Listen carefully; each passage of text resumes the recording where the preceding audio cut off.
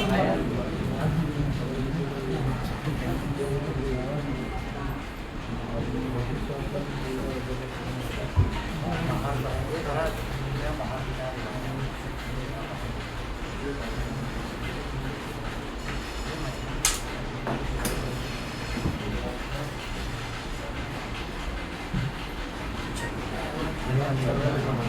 آ جاؤ، ادھر اندر آ جاؤ، وہاں بیٹھ جاؤ پیچھے، وہاں بیٹھ جاؤ. ادھر آ جاؤ.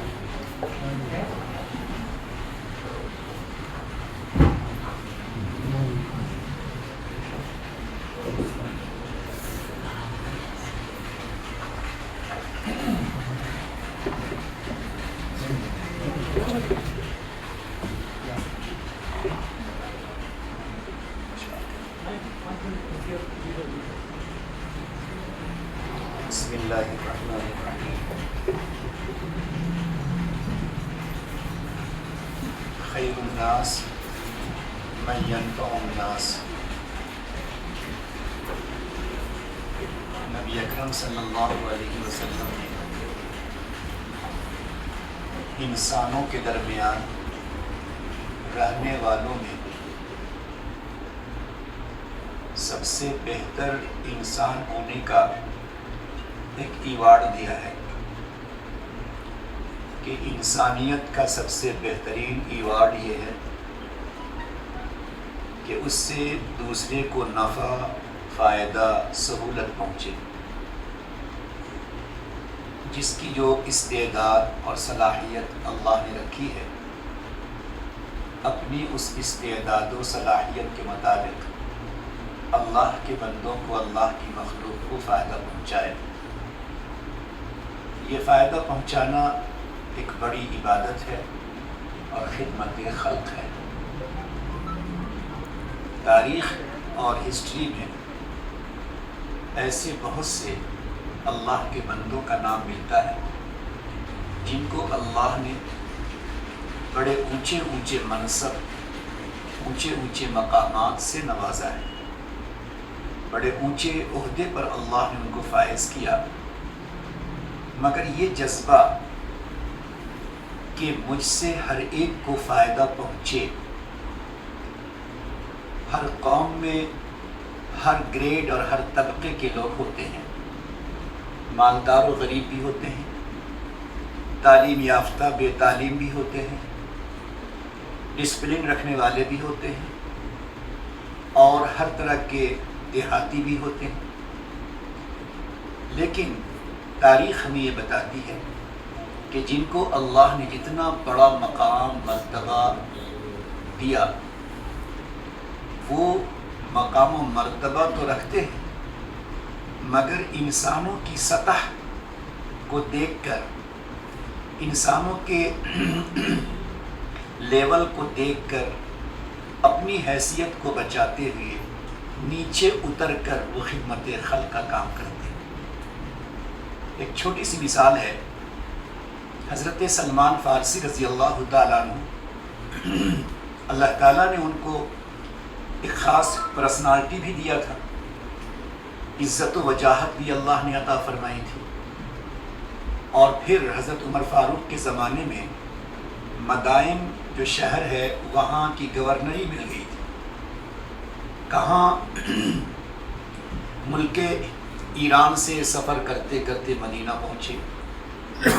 پھر اللہ تعالیٰ نے ان کو کیا مقام دیا، صحابہ میں ان کی عزت و مرتبت کتنی زیادہ تھی. خندق کے موقع پر وہ صحابہ چاہتے تھے کہ خندق کے موقع پر جو الگ الگ جماعتیاں گروپ بنائے گئے ہیں، تو ہر گروپ یہ چاہتا تھا کہ سلمان فارسی میرے ساتھ رہے. یعنی بڑی عجیب صلاحیت تھی ان کی. تو ملک مدائن، علاقے مدائن کے گورنر بن گئے. اب ظاہر ہے کہ اس زمانے میں امیر المومنین کے بعد بھی سب سے بڑا جو مرتبہ ہو سکتا ہے وہ گورنری کا ہو سکتا ہے. جب وہ مدائن گئے تو اپنے آپ کو، منصب کو باقی رکھا، کیونکہ منصب کے باقی رکھتے ہوئے کام نہیں ہو سکتا ہے. لیکن اس کے ساتھ ساتھ وہاں کے لوگوں کی جو سطح تھی بہت زیادہ اونچی نہیں تھی، بہت زیادہ تعلیم یافتہ لوگ نہیں تھے. بہت ڈسپلن کو فالو نہیں کرتے تھے. تو حضرت سلمان فارسی ایک گورنر ہونے کے باوجود ہر ایک کی سطح کے مطابق ان کی خدمت کرتے تھے. ایک دفعہ کسی چوراہے پہ کھڑے تھے تو ملک شام سیریا کا ایک تاجر بزنس مین اپنا سامان لے کر آیا. جس سواری پر آیا سواری والے نے کہا کہ بس یہیں تک ہمارا معاملہ آپ کے ساتھ ہے. کہ حضرت سلمان گورنر ہو کر بھی ایک ایسے انداز میں کھڑے تھے کہ اس بندے نے بلایا اور کہا بھائی ادھر آؤ، میرا سامان ذرا فلاں محلے پہنچا سکتے ہو؟ کہا پہنچا سکتا ہوں. حضرت سلمان نے دیکھا کہ یہ بندہ نہیں سمجھ پا رہا ہے کہ میں کون ہوں، لیکن اپنے منصب کو وہاں پر پیچھے رکھتے ہوئے ایک مسافر، ایک محتاج، ایک ضرورت مند جو سامان کو نہیں اٹھا سکتا ہے اور نہ جانتا ہے کہ یہ بندہ کون ہے، تو اپنا تعارف کرائے بغیر کہا کہ میں آپ کی خدمت کر سکتا ہوں. گورنر ہونے کے باوجود اس کے گڑھے، اس کے گٹھر کو اپنے سر پہ رکھ لیا. اب جیسے تھوڑا آگے بڑھے جہاں سے آبادی شروع ہوئی تو لوگ حیران کہ گورنر اس انداز میں جیسے یہ مزدور ہوں، وہ ویسا وہ بندہ لے کے جا رہا ہو. تو پیچھے سے کئی لوگوں نے اشارہ کیا تو سمجھ گیا، گھبرایا وہ اور معافی چاہنے لگا اور کہنے لگا بس اب کیجئے، مجھے اتار دیجئے، میں شرمندہ ہو رہا ہوں. لیکن حضرت سلمان فارسی اس بندے کی سطح سے اتر کر اس کی سطح پر آ کر اس کو فائدہ پہنچا رہے تھے. تو انہوں نے کہا کہ سنو، جس نیک کام کو ہم نے شروع کیا ہے، اب اس نیک کام کو جب تک میں اخیر تک نہیں کروں گا، اب میں نیک کام آدھے سے نہیں چھوڑوں گا. اب تو مجھے کچھ نہیں کہہ سکتے. چنانچہ ان کو وہاں تک پہنچا دیا. سیرت کا، ہسٹری کا یہ واقعہ ہم تمام کو، چاہے ہم بڑے سے بڑے قاضی شہر ہوں، بڑے سے بڑے مفتی ہوں، محدث ہوں، یا بڑے سے بڑے کسی دنیا کے عہدے پر اللہ نے فائز کیا ہو، یہ خدمت خلق کے تعلق سے ہمیں ہر سطح کے لوگوں سے ان کو فائدہ پہنچانے کے لیے ہمیں اسی میدان میں آنا پڑے گا. لہٰذا ایسا بھی ہو سکتا ہے کہ ہمارے پاس آنے والے نبی علیہ الصلوۃ والسلام کو دیکھیں، سفر میں ہیں، حضرات صحابہ کے پاس ہیں، ہاتھ پکڑ کے کھینچ لیا، آپ چلے گئے. یہ آپ جان رہے ہیں کہ عمر فاروق، ابو بکر، یہ وہ لوگ ہیں جو آپ کی زبان میں ایجوکیٹڈ کہہ سکتے ہیں، تعلیم یافتہ ہیں، اور یہ وہ بندہ ہے جس کو پتہ ہی نہیں ہے کہ ایک نبی کے ساتھ کس طرح پیش آنا چاہیے. تو آپ ان کے ساتھ اتر گئے. آج کے دور میں ہم علماء، مفتی، قاضی، محدث یا دنیاوی اعتبار سے بڑے بڑے جن کو اللہ تعالیٰ نے اپنے فضل و کرم سے ایک اونچا مقام، مرتبہ، عزت عطا کیا ہے، یہ بہت مبارکباد اور بہت سعادت، خوش نصیبی کی بات. تاہم ہماری جو قوم اس وقت ہے اس کو کس طرح ہم فائدہ پہنچا سکتے ہیں، اس کا لحاظ ہمیں خاص طور پہ کرنا ہوگا تاکہ ہم پورے طور پر اپنے ان قوم کو فائدہ پہنچا سکتے ہیں. اللہ رب العزت جناب ہمارے دوست وکیل مجیب صاحب اور ان کے صاحبزادے کو اللہ تعالیٰ خوب خوب بدلہ عطا فرمائے کہ یہ حضرات اپنے قوم کی بڑی خدمت کرتے، اس میں کوئی شبہ نہیں. شاید ان کی موجودگی میں اتنا نہیں کہہ سکتا جتنا مجھے کہنا چاہیے.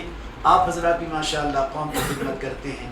جس کو اللہ نے جس طرح کی صلاحیتیں دی ہیں اس طرح کی صلاحیتوں کے مطابق ہمیں اللہ کے بندوں کو فائدہ پہنچانا چاہیے. مشورے سے، رائے سے، اس کے کام کو بنا کر، مال کے ذریعے کسی بھی طرح، اور کسی طرح نہیں کر سکتے تو کم سے کم اپنی قوم کے لیے دعا ہمیں ضرور کرنا چاہیے تاکہ دعا کے واسطے سے ہم اپنی قوم کو فائدہ پہنچا سکیں. اللہ رب العزت ہمارے محترم جو بالکل جوان العمر ہیں، اور اللہ رب العزت نے وکیل صاحب مجیب صاحب کے صاحبزادے کو بڑی صلاحیتوں سے نوازا ہے، استعداد اور خوبیوں سے نوازا ہے.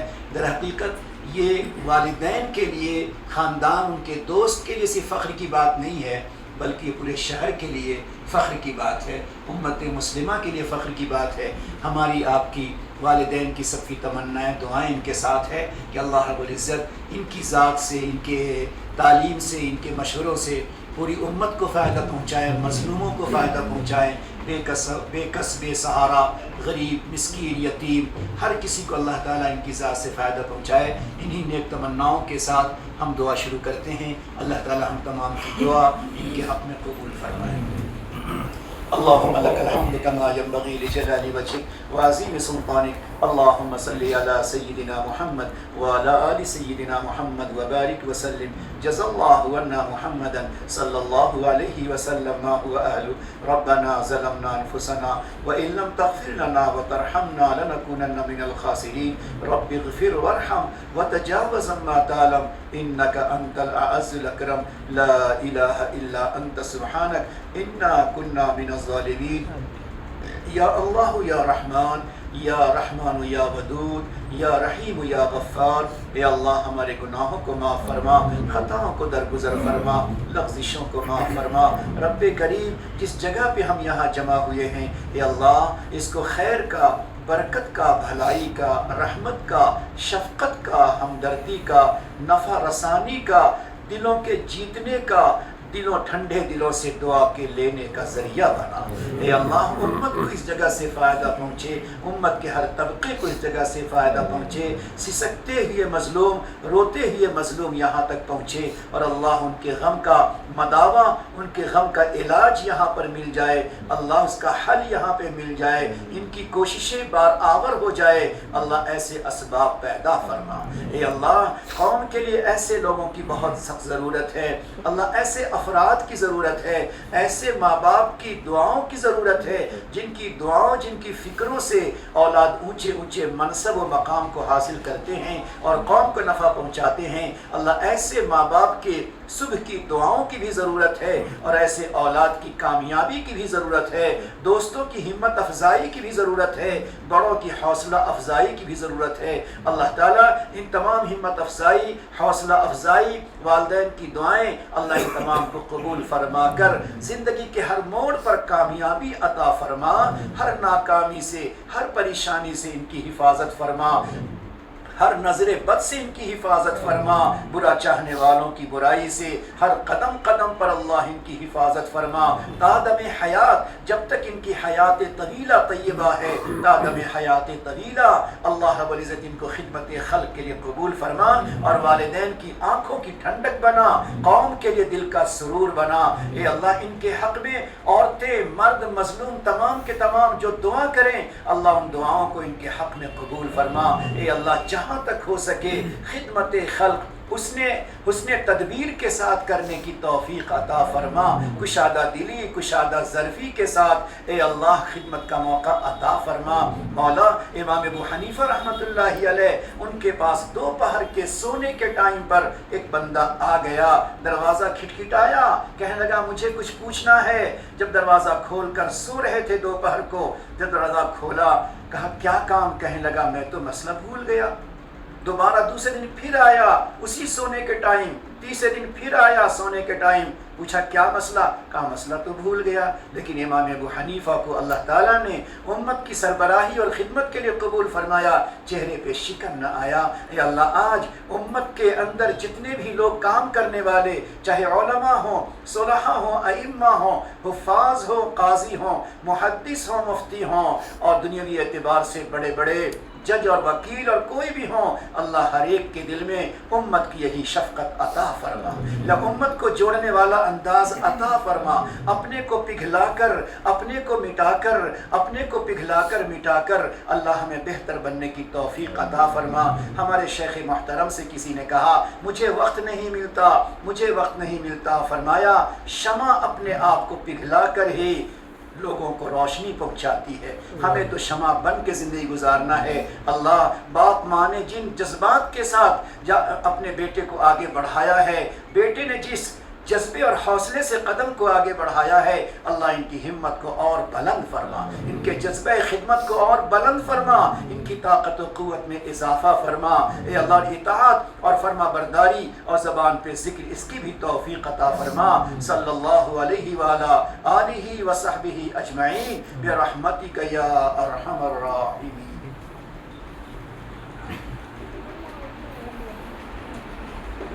حاضر ہونے دینے والا کچھ ہے. جلدی تو تیرل بنا دیں. لے لو تو آگ دو.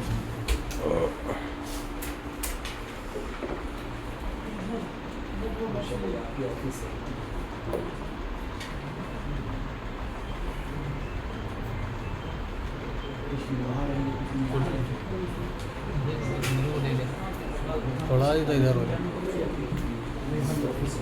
لے گیا تھوڑا ہی ضرور ایسے دیتے ہو ایسے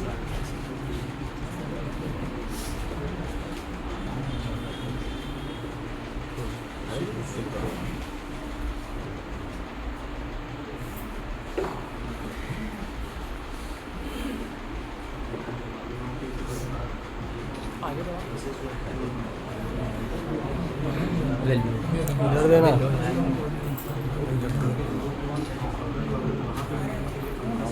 ہاں کھڑا دے نا